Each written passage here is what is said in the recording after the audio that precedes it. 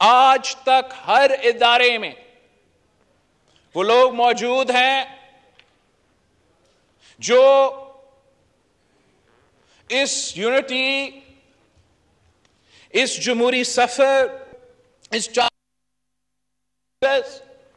کے خلاف ہے۔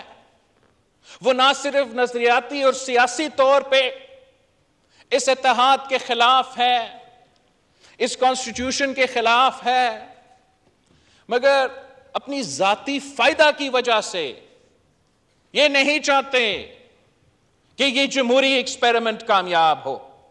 وہ نہیں چاہتے ہیں کہ ہمارا اتحاد کامیاب رہے۔ وہ چاہتے ہیں کہ جتنا بھی جلدی ممکن ہو اسی سلیکٹڈ نالائق کو ایک بار پھر مسلط کیا جائے۔